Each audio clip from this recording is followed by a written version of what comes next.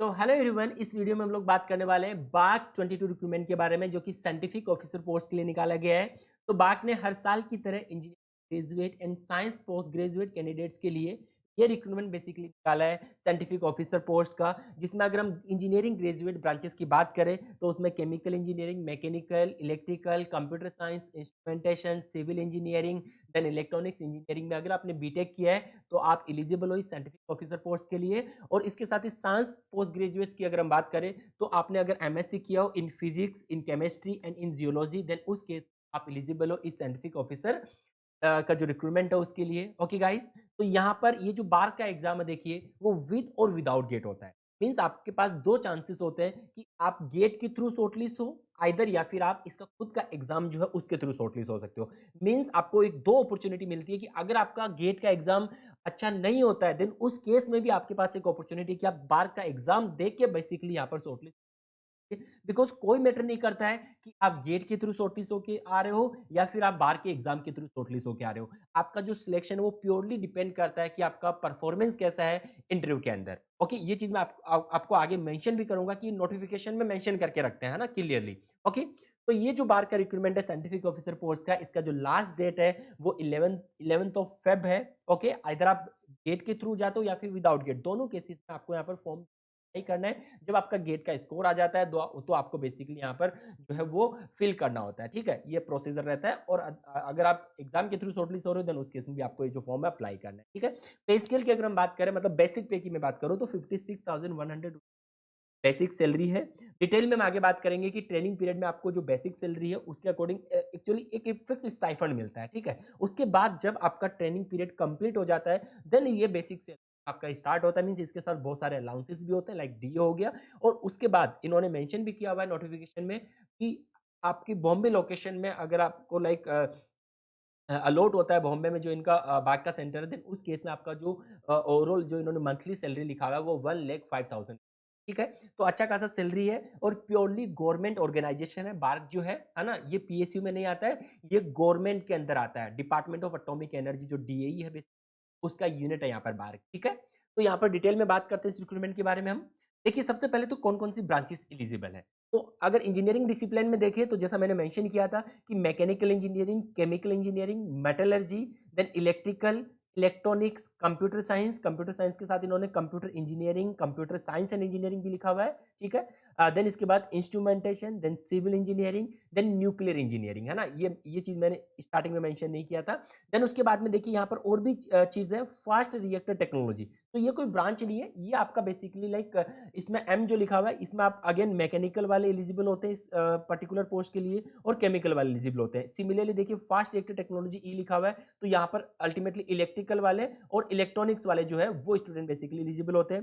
फिर इसके बाद में like quality assurance and quality control का जो बेसिकली इनका ये जो पोस्ट है बेसिकली, इसमें अगेन मैकेनिकल इंजीनियरिंग वाले अलाउ होते हैं। ठीक है, देन इसके बाद अगर हम लोग बात करें फिजिक्स, केमिस्ट्री एंड जियोलॉजी, तो इसमें बेसिकली आपके पास में होना चाहिए जो एमएससी है ना, तो फिजिक्स, केमिस्ट्री, अगर जियोलॉजी में आपने एमएससी किया है देन उस केस में भी आप एलिजिबल हो इस रिक्रूटमेंट के लिए। Now radiological safety and environmental science की अगर हम बात करें, मतलब कि RSES, तो इसमें बेसिकली आपके पास बीटेक होना चाहिए न्यूक्लियर इंजीनियरिंग में, तो आप एलिजिबल हो इस पोस्ट के लिए।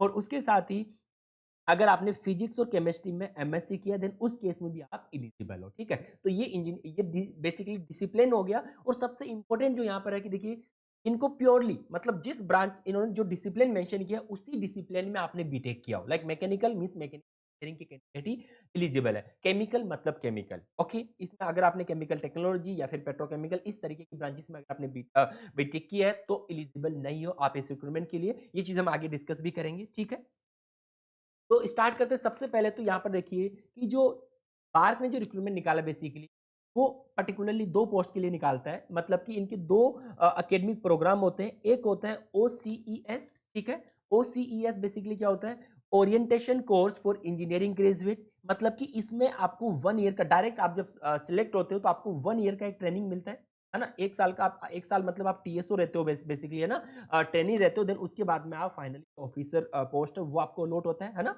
इसमें आपको 1 ईयर आपका ट्रेनिंग रहता है। ठीक है, 1 ईयर जो है ट्रेनिंग रहता है, जिसमें आपको बोला जाता है टीएसओ, ट्रेनी साइंटिफिक ऑफिसर। उसके बाद आपको साइंटिफिक ऑफिसर जो पोस्ट है वो बेसिकली। देन इसके बाद में एक बेसिकली इनका जो प्रोग्राम है वो है डीजीएफएस। तो डीजीएफएस क्या होता है? DAE graduate fellowship scheme. इसमें बेसिकली जो भी इंजीनियरिंग ग्रेजुएट और फिजिक्स पोस्ट ग्रेजुएट है बेसिकली उनको आगे लाइक एमटेक करने के लिए मौका मिलता है, ठीक है। तो अब बात करते हैं यहाँ पर डिटेल में हम लोग। देखिए सबसे पहले ओसीएस की अगर हम लोग बात करें, जिसे 1 year orientation course for engineering graduate and science post graduate basically बोलते हैं। तो इसमें आप सिलेक्ट होते हो, ठीक है। ऐसा नहीं है कि इसमें आपको लाइक रिटन एग्जाम के थ्रू आना है। आप आइदर बार्क के थ्रू आ रहे हो या फिर आप बेसिकली इनके एग्जाम के थ्रू आ रहे हो। वो डिपेंड करता है कि आपका इंटरव्यू में परफॉर्मेंस कैसा है, उसके अकॉर्डिंग आपको ये शॉर्टलिस्ट करते हैं फॉर ओसीएस और फॉर बेसिकली डीजीएफएस। मतलब कि आप बहुत अच्छा परफॉर्म करते हो तो आपको बेसिकली ये फेलोशिप प्रोग्राम के लिए चूज करते हैं। और अगर आपका लाइक परफॉर्मेंस नॉर्मल, मतलब पहले बात तो सिलेक्शन आपका होना चाहिए, है ना। तो उस केस में आपको फिर ये जो ओसीएस पोस्ट है उसमें चूज करते हैं।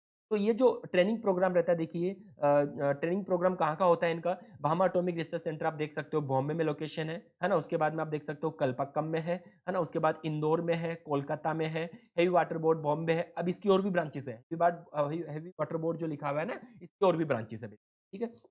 देन हैदराबाद में है यहाँ पर, बॉम्बे में एक और इनका सेंटर बोर्ड ऑफ रेडिएशन, है ना। देन बेसिकली यहाँ पर nuclear power corporation of India limited Bombay. तो ये सब ब्रांचेस है जहाँ पर आपको बेसिकली ये ट्रेनिंग दी जाती है। अगर हम लोग केमिकल इंजीनियरिंग स्टूडेंट की बात करें तो उनको बेसिकली बॉम्बे या फिर कलपक्कम में ही बेसिकली ट्रेनिंग प्रोवाइड की जाती है।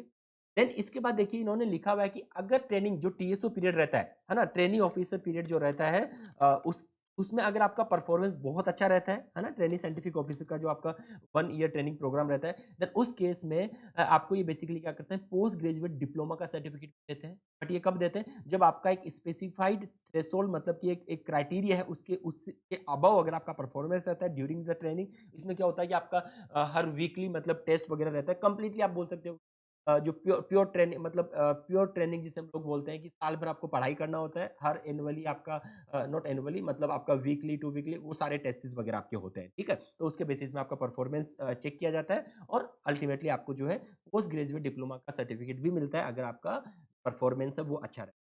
देन इसके बाद सेकंड जो क्राइटेरिया डीएई ग्रेजुएट फेलोशिप, तो क्लियरली आपको यहाँ क्लियर हो गया होगा कि ये फेलोशिप स्कीम है बेसिकली, जिसमें कि आपका बेसिकली एमटेक है ना, एमटेक के लिए मतलब जो आपकी ट्यूशन फी वगैरह होता है वो सब डीएई बेसिकली देता है, ठीक है। और इसमें आपका जब ग्रेजुएशन कम, मतलब पोस्ट ग्रेजुएशन आपका जब कंप्लीट हो जाता है, देन उसके बाद आपको यहाँ पर सिलेक्ट, मतलब कि आपको ज्वाइन करवाया जाता है बार। उससे पहले आपको एक 4 मंथ का ट्रेनिंग प्रोग्राम भी होता है, वो चीज़ यहाँ पर इन्होंने क्लियरली मेंशन करके रखा होता है ना। आपका देखिए 4 मंथ का ओरिएंटेशन कोर्स फॉर डीजीएफएस फेलोज के लिए ये बेसिकली रहता है एट बार्क ट्रेनिंग बॉम्बे के अंदर में, ठीक है। देन उसके बाद में आप देख सकते हो कि जो यूनिट्स बेसिकली अलॉट होती है वो डीए की कोई भी आपको यूनिट हो सकती है ना, बार्क हो सकता है, कल्पक्कम हो सकता है। जनरली फेलोशिप वालों को मतलब कि बार्क बॉम्बे और कल्पक्कम में ही रखा जाता है, ठीक है। तो ये हो गया फेलोशिप प्रोग्राम। नाउ अब बात आती है यहाँ पर देखिए बॉन्ड की। तो जो कैंडिडेट ओसीईएस जो प्रोग्राम है उसके लिए सिलेक्ट होते हैं, उनको 6,78,000 का बॉन्ड बेसिकली करना होता है। और जो कैंडिडेट बेसिकली उसी प्रोग्राम के लिए शॉर्टलिस्ट होते हैं उनको 13,50,000 का बेसिकली यहाँ पर बॉन्ड जो है वो साइन करना होता है। और कितने ईयर की एक बॉन्ड होता है बेसिकली फॉर 3, ओके 3 ईयर्स, मतलब कि आप आफ्टर कंप्लीशन 3 ईयर्स, मतलब अगर ट्रेनिंग को इंक्लूड करोगे तो 4 ईयर्स हो गया। आफ्टर आफ्टर ट्रेनिंग बाद में 3 साल तक आपको बेसिकली बार को एम फेलोशिप के लिए आपका जो एमटेक है उसके बाद में आपको 3 साल के लिए बेसिकली सर्व करना पड़ेगा, ठीक है। तो ये हो गया यहाँ पर स्टाइफंड, मतलब कि सॉरी बॉन्ड के बारे में बात ना। उसके बाद नेक्स्ट आता है ड्यूरिंग ट्रेनिंग। देखिए ड्यूरिंग ट्रेनिंग जो आपका मतलब ओसीईएस जो पोस्ट है उसमें आपको क्या है कि स्टाइफंड मिलता है। तो वो फिक्स स्टाइफंड आप देख सकते हो 55,000 per month during training, okay. उसके बाद वन टाइम बुक अलाउंस भी आपको मिलता है 18,000 का। और डीजीएफएस फेलोज की अगर बात करें तो ड्यूरिंग एमटेक आपकी जो ट्यूशन फीस होती है वो आपको रिम्बर्स की जाती है। उसके बाद आपको एक मतलब 5,000 एक पर्टिकुलर अमाउंट भी मिलता है एडिशनल पेड, जिसे हम लोग बोल सकते हैं वन टाइम, है ना, वन टाइम फी। वो आपके प्रोजेक्ट रिलेटेड वर्क के लिए मिलती है। और उसके बाद आपको जो लाइक ओसीएस पोस्ट के लिए तो आपको जो इनका डीएई का जो यूनिट है जहाँ पे भी आपकी ट्रेनिंग हो रही है उनके ही हॉस्टल में आपको रहना होता है। सिमिलरली आप जिस कॉलेज से बेसिकली एमटेक कर रहे हैं उसमें भी आपको इनका जो इंस्टीट्यूट होता है डीजीएफएस इंस्टीट्यूट हॉस्टल बेसिकली उसमें आपको मतलब कि स्टे करना होता है। देन इसके बाद ग्रेड पे की अगर हम बात करें तो साइंटिफिक ऑफिसर पोस्ट, मतलब आपका जो टीएसओ पीरियड कंप्लीट होता है उसके बाद आपको बेसिकली ये basic salary 56,100 in the 7th CPC पे मैट्रिक्स, ओके। अब इसमें एक इंटरेस्टिंग चीज यहाँ पर है, देखिए जो टीएसयू है देखिए उसको 2 या 3 इंक्रीमेंट बेसिकली मिलते हैं। अब ये 2 या 3 इंक्रीमेंट जो होते हैं ना, ये डिपेंड करता है कि आपकी परफॉर्मेंस कैसी है during the training period. Okay, similarly डीजीएफएस fellows के लिए भी होता है, उनको 3 या 4 इंक्रीमेंट मिलते हैं। इसका रीजन क्या है कि बिकॉज आपका ट्रेनिंग पीरियड 1 साल का था, उनका ट्रेनिंग उनका जो कॉलेज का पीरियड जो रहता है बेसिकली वो उनका 2 साल का रहता है, तो वहां पर उनको एडिशनली 3 से 4 इंक्रीमेंट मिलते हैं। अगेन 3 मिलेगा या 4 मिलेगा वो किस पे डिपेंड करता है, on their performance in the MTech. तो एमटेक में क्या होता है, 1 ईयर तो कॉमन कोर्स रहता है आपका जो मतलब कि कोर्स वर्क रहता है। उसके बाद जो नेक्स्ट ईयर होता है बेसिकली डीजीएफ फेलोज के लिए, वो पर्टिकुलर लाइक बार्क से रिलेटेड, मतलब ये लोग आपको खुद जो है प्रोजेक्ट जो है अलॉट करते हैं, ठीक है, उस पर आपको काम करना होता है मोस्ट प्रोबेबली। और देख सकते हो कि सारे अलाउंसेस के बाद इन्होंने लिखा है कि टोटल मंथली जो आपको सैलरी मिलने वाली है विद मिनिमम इन्होंने कंसिडर किया कि 3 इंक्रीमेंट, ठीक है। तो 3 इंक्रीमेंट के बाद में at the time of joining including the DA, HRA, house rent allowance जिसे हम लोग बोलते हैं, then transport allowance at the present Bombay rate. तो ये बॉम्बे रेट के अकॉर्डिंग इन्होंने 1,05,000 आप, बट इसके लिए आपको बॉम्बे लोकेशन चाहिए होगी बिकॉज वहां पर एचआरए जो है कुछ ज्यादा रहता है, ठीक है। सो इन एडिशन अदर अलाउंसेस की अगर हम बात करें तो एलटी अलाउंस होता है, ठीक है। उसके बाद कुछ मतलब कि और भी अलाउंसेस होते हैं, वो सब एडिशनल है ना, वो इन्होंने इंक्लूड नहीं किए हुए इसमें, ठीक है। ओके, तो ये बात हो गई। और इसके साथ ही देखिए एक और इंटरेस्टिंग चीज यहाँ पर, अगर आप शॉर्टलिस्ट होते हो यहाँ पर डीजीएफएस फेलो प्रोग्राम के लिए, तो आपकी परफॉर्मेंस एक इनका मिनिमम क्राइटेरिया है उसके ऊपर होनी चाहिए, अबाउ थ्रेशोल्ड होनी चाहिए। अदरवाइज आप देख सकते हो कि जो ये 3 इंक्रीमेंट लिखे हुए ना इन्होंने, 3 और 4 इंक्रीमेंट, वो आपको 0 मिलेंगे। तो ये चीज भी एक इंटरेस्टिंग है, इन्होंने बोल्ड करके लिखा हुआ है, इसलिए आपकी परफॉर्मेंस जो है वो ड्यूरिंग एमटेक जो है वो अच्छी होनी चाहिए। नाउ सिलेक्शन प्रोसीजर की अगर हम बात करें तो 2 यहाँ पर स्टेप है। पहला स्क्रीनिंग, ठीक है, screening to shortlist candidate for, then इसके बाद में फॉलोड बाय सिलेक्शन इंटरव्यू। तो पहले आपको स्क्रीन किया जाएगा। अब स्क्रीनिंग के लिए आपके पास में 2 ऑप्शन है, आइदर बार्क के पेपर के थ्रू आप होते हो या फिर आप बेसिकली गेट के थ्रू होते हो। तो उसके थ्रू आपको शॉर्टलिस्ट किया जाएगा और बाद में आपका जो सिलेक्शन है वो डिपेंड करता है इंटरव्यू, ठीक है।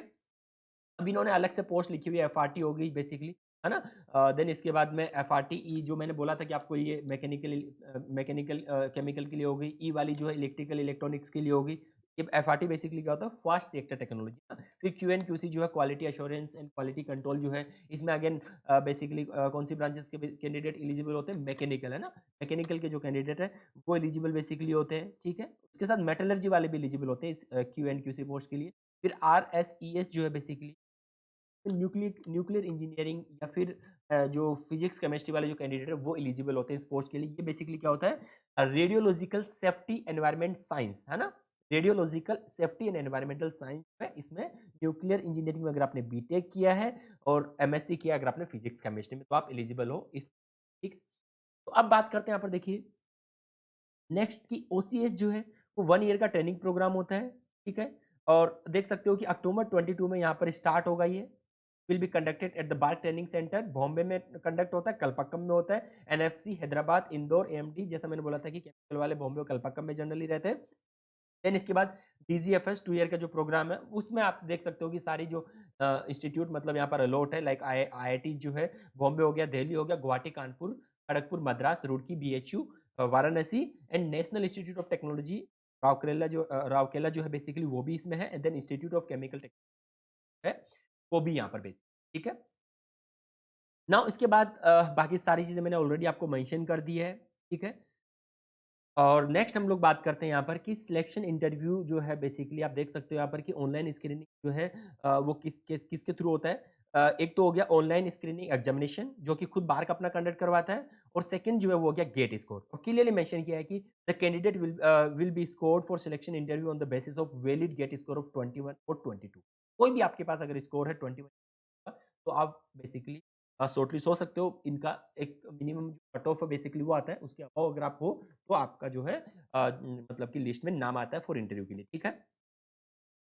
तो ये तो होगी बेसिकली बात। अब देखिए इन्होंने इन्होंने क्लियरली मेंशन भी किया हुआ है कि अगर आपको अपने का सिलेक्शन श्योर करना है इंटरव्यू के लिए आपको सिलेक्शन अगर श्योर करना है तो आप ये मत सोचिए कि आपका इतना बार्क में रैंक आ जाएगा या फिर 21 में आ रखा है, तो ये वेरी कर सकता है बेसिकली ना। मतलब एग्जाम के थ्रू ज्यादा कैंडिडेट भी शॉर्टलिस्ट किए जा सकते हैं, डिपेंड करेगा कि वो कैसा परफॉर्म करते हैं स्टूडेंट एग्जाम में, है ना। तो यहाँ पर आपको एग्जाम भी देना है। आप ये मत सोचो कि आपका अगर गेट में अच्छा रैंक है तो आपको एग्जाम भी देना है, अगर दोनों के थ्रू भी शॉर्टलिस्ट हो जाते हो तो भी कोई फर्क नहीं पड़ता, है ना। तो इन्होंने क्लियरली मेंशन भी किया है कि आपको एग्जाम जो है वो भी देना चाहिए।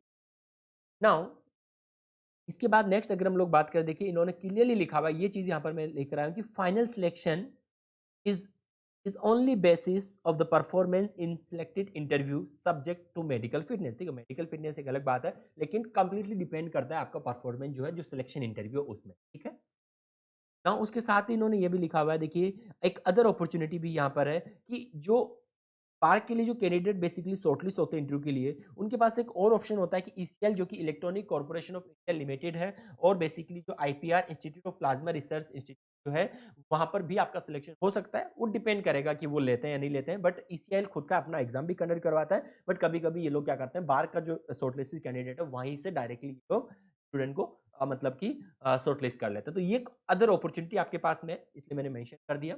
Now next is the eligibility criteria. तो एलिजिबिलिटी क्राइटेरिया में देखिए, अगर इंजीनियरिंग डिसिप्लिन की अगर हम बात करें, तो इंजीनियरिंग डिसिप्लिन में बीटेक बीटेक आपके पास में होना चाहिए। अगर 5 ईयर इंटीग्रेटेड एमटेक आपने किया तो भी आप एलिजिबल हो बेसिकली।